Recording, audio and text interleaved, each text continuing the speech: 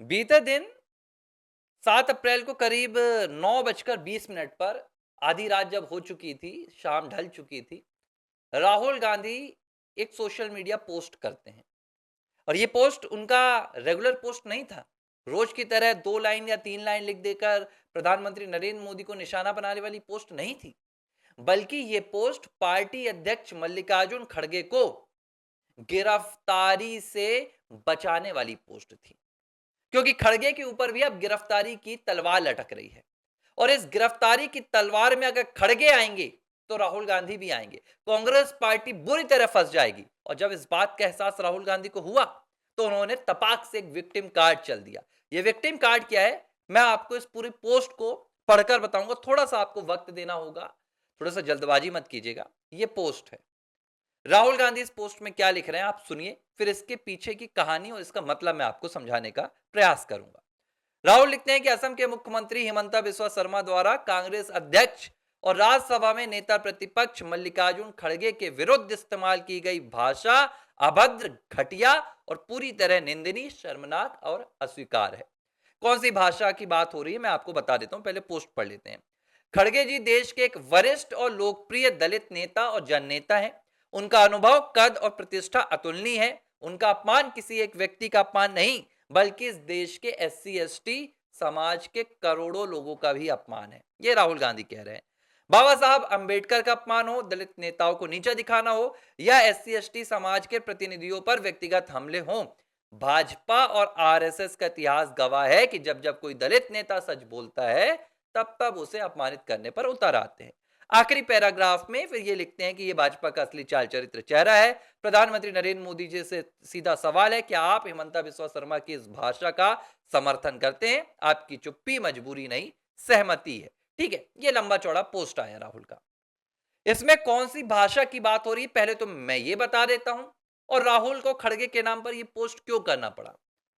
ये पहली बार हो रहा है क्या कि कांग्रेस अध्यक्ष मल्लिकार्जुन खड़गे को किसी ने करारा जवाब दिया हो और राहुल गांधी आकर उनका बचाव कर रहे हो? नहीं, खड़गे तो हर दूसरे चौथे दिन किसी ना किसी नेता से मुंह की खा के आते हैं अपनी बदजुबानी की चलते।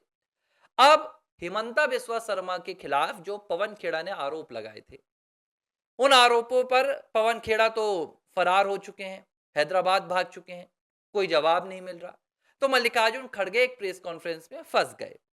इस प्रेस कॉन्फ्रेंस में कुछ पत्रकारों ने खड़गे साहब से पूछ लिया कि खड़गे साहब, आपके पवन खेड़ा ने जो हिमंता बिस्वा शर्मा के खिलाफ आरोप लगाए हैं और जो फर्जी पासपोर्ट की वो 3 पासपोर्टों की बात कर रहे थे, उन तीनों देश की एम्बेसीज ने, दूतावास ने कह दिया कि ये पासपोर्ट फर्जी दस्तावेज है, ये हमारे देश के है ही नहीं।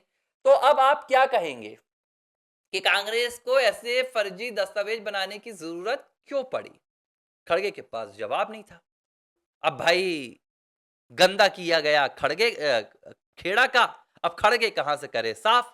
तो खड़गे ने कह दिया कि जो है वो मंत्री देखें, जयशंकर देखें, स्टेट के मिनिस्टर देखें और जो होगा वो देखा जाएगा, सच क्या है वो पता चल जाएगा। हिमंता बिस्वा शर्मा ने इस बात पर कहा कि क्या मल्लिकार्जुन खड़गे पागल आदमी है? उन्हें यह बात समझ में नहीं आ रही कि भाई आपने आकर फर्जी दस्तावेज दिखा दिए हैं और फर्जी दस्तावेजों के आधार पर आपने एक बहुत बड़ा दावा कर दिया था। अगर आपको दस्तावेज सच्चे हैं या झूठे हैं यही नहीं पता था तो पहले आकर पूछना था, कंफर्म करना था और कंफर्म करने के बाद आरोप लगाना था। तो पवन खेड़ा के इन आरोपों को लेकर खड़गे ने जो बात बोली उस पर हिमंता बिस्वा शर्मा ने सिर्फ एक लाइन में जवाब दिया कि क्या खड़गे पागल हो गए हैं? इतने वरिष्ठ नेता हैं, उनको तो इतनी समझ होनी चाहिए। अब इस भाषा को राहुल गांधी पूरे देश के दलित समुदाय का अपमान, अरे भाई पूरे देश के दलित समुदाय का अपमान कैसे हो गया? खड़गे क्या पूरे देश के दलित नेताओं के लीडर हैं? उनको तो बनाने वाली मैडम सोनिया है, खड़गे को बनाने वाले दलित नेता नहीं है, दलित नहीं है इस देश के। अगर दलित होते तो राज्यसभा में खड़े होकर मल्लिकार्जुन खड़गे ये नहीं बोलते कि उन्हें बनाने वाली इटली से आई हुई मैडम सोनिया है, बल्कि राज्यसभा में दहाड़ कर बोलते कि उन्हें राज्यसभा तक पहुंचाने वाले इस देश के दलित नागरिक हैं, शोषित वंचित नागरिक हैं। लेकिन क्या कभी खड़गे ने उनके लिए अपना एक शब्द भी इस्तेमाल किया? नहीं किया। तो आज जब खड़गे खुद फंस रहे हैं, तो उन्हें दलित जननायक क्यों बताया जा रहा है? लेकिन खेल ये नहीं है, खेल ये नहीं है, खेल कुछ और है। दरअसल 2 बयान है खेल। एक, जो गुजरात के लोगों को अनपढ़ कहने के बाद खड़गे और पूरी कांग्रेस पार्टी की बैंड बजी हुई है। ये बात पता है कांग्रेस को, राहुल को ये बात अब समझ में आ गई कि भाई केरलम के एक चुनाव के लिए खड़गे ने जो बयान दे दिया, अब वो बयान पूरे उत्तर प्रदेश में कांग्रेस की खटिया खड़ी कर देगा, गुजरात में भी खटिया खड़ी कर देगा। इसी गुजरात को तो जीतने की बात कह रहे थे 24 के बाद, भूल गए आप? 24 में चुनाव जब जीती का मतलब 99 सीटें जीत कर आए, राहुल गांधी विपक्ष के नेता बने, तो क्या कहा राहुल गांधी ने संसद में खड़े होकर? हम गुजरात में मोदी को हराएंगे। उसी गुजरात को अनपढ़ बताकर कांग्रेस पार्टी की पूरी शामत ला दी है यहां पर मल्लिकार्जुन खड़गे ने। अब उससे निकलने के लिए एक तो ये बात हो गई, दूसरी बात, जो बीते दिन का बयान था असम में मल्लिकार्जुन खड़गे का, वो बयान तो संविधान के खिलाफ था, जिसमें उन्होंने कहा कि जहरीले सांप की तरह आरएसएस और भारतीय जनता पार्टी के लोगों को नमाज छोड़कर मारो, मतलब हिंदू मुस्लिम दंगा वाली बात। इस मामले को लेकर असम बीजेपी ने तो शिकायत तक दर्ज करा दी है और मल्लिकार्जुन खड़गे के खिलाफ एफआईआर भी दर्ज हो सकती है। हो सकता है इस चुनाव के बीच में उनकी गिरफ्तारी भी हो जाए। अब इस बैकलैश से बचने के लिए राहुल गांधी ये दलित कार्ड चल रहे हैं, राहुल गांधी ये दलित खेल रहे हैं। और मैंने तो कहा भी था, आपको याद होगा, कि भाई क्या आरएसएस में दलित नहीं है? क्या भाजपा में दलित नहीं है? अगर हैं तो आप ये जो एक विशेष शांति दूत वाले मजहबी जो कट्टर जिहादियों से बोल रहे हैं कि इनको नमाज छोड़कर मारो, तो क्या वो दलितों को नहीं मारेंगे? अगर हिंदू मारा जाएगा तो क्या दलित छोड़ दिए जाएंगे? किस तरह की बातें कर रहे हैं खड़गे?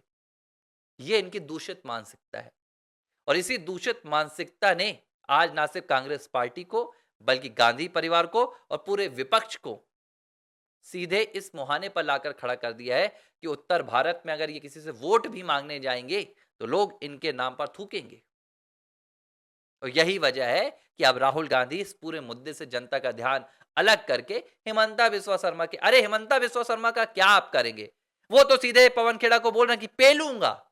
पवन खेड़ा आकर क्यों हिमंता का जवाब नहीं दे रहे हैं?